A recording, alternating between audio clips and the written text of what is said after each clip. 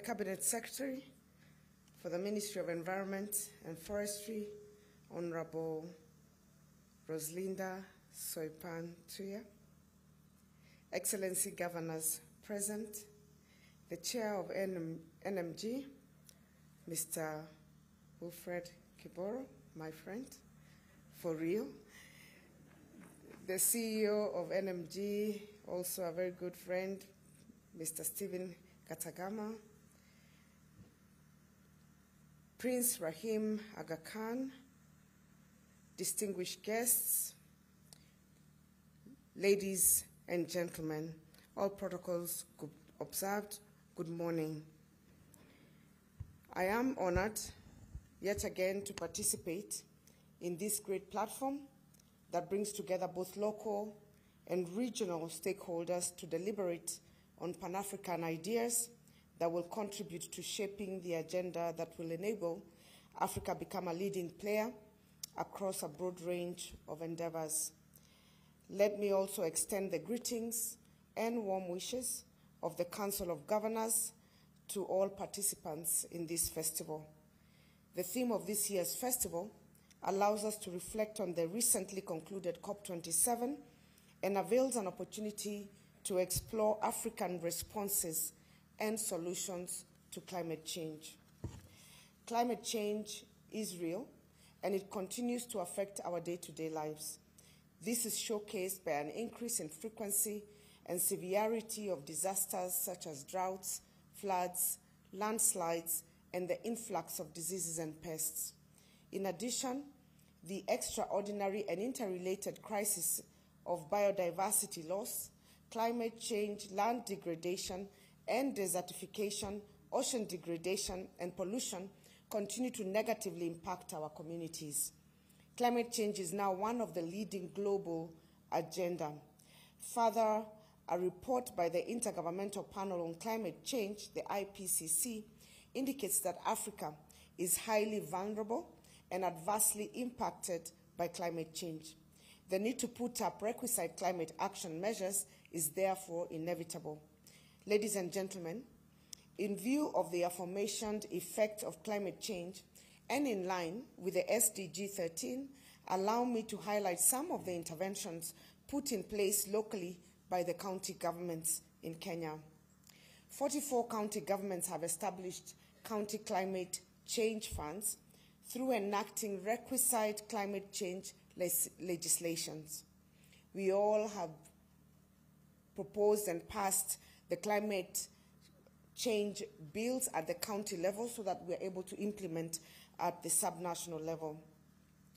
We have prioritized allocation of resources intended to finance mitigation and adaptation activities from our county budgets, estimated between 1% and 3% of the county development funds. 45 county governments have established what we call the climate change units within the administration, the executive administration. 47 county governments have designated county executive committee members who are the ministers at the county level in charge of climate change. And 30 counties have already been able to establish what we call the Ward Climate Change Planning Committees that engage the communities at the local level. Ladies and gentlemen, county governments are in the front line in the implementation of the critical function on environment, climate change, natural resource management, as well as forestry, soil, and water conservation. In light of this, allow me to highlight key takeaways from the 27th Conference of Parties, COP27, that underpin the much-needed involvement of national governments, county governments, and all stakeholders towards enhancing adaptation and mitigation.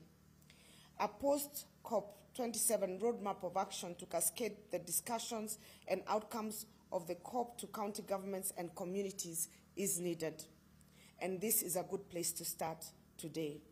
A framework to regulate the carbon trade and ensure communities who are in the front line of conservation benefit from the proceeds of carbon credits should be developed.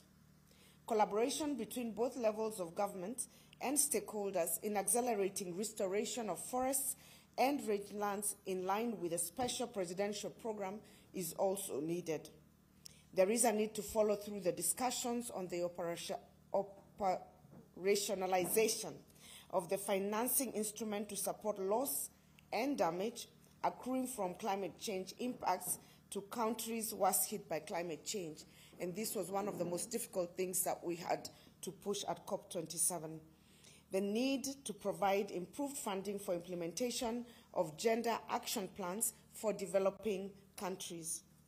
There is a gap in gender responsiveness of climate finance, which should strengthen the capacity of women and further work under the Gender Action Plan in order to facilitate access to climate finance for vulnerable groups, including indigenous peoples and local communities. Ladies and gentlemen, in light of all interventions adopted by county governments to confront climate change, it is evidence that counties are constrained in terms of financial and human capacity to address the overwhelming challenges we face every day from climate change. I therefore take this opportunity to call upon all partners in this platform to collaborate with county governments to make Kenya's mitigation and adaptation goals a reality. I also urge other media institutions to use their platforms to amplify the good stories of climate action from various regions that can be replicated both locally and regionally for the betterment of our people and the generations to come. In this regard, I would like to draw your attention to the Council of Governors Maarifa Center, an online platform that is a repository of best practices collected from county governments in Kenya. It offers an array of interventions put in place by county governments in combating climate change. Ladies and gentlemen, as I conclude, I wish to emphasize that as various stakeholders in the different spaces and regions, there is need to act to ensure we safeguard our livelihoods. It is my hope that this platform offered by the Kusi Festival will offer pertinent solutions to the vulnerable situations facing the African continent. Let me conclude by thanking the Nation Media Group for being a pace-setter in various issues in the media arena. The Kusi Festival continues to be an engaging platform for Pan-African discussion. Congratulations, and we hope to continue with this good initiative. In this regard, I wish now to wish all participants fruitful and insightful discussions for the next 2 days. I thank you all.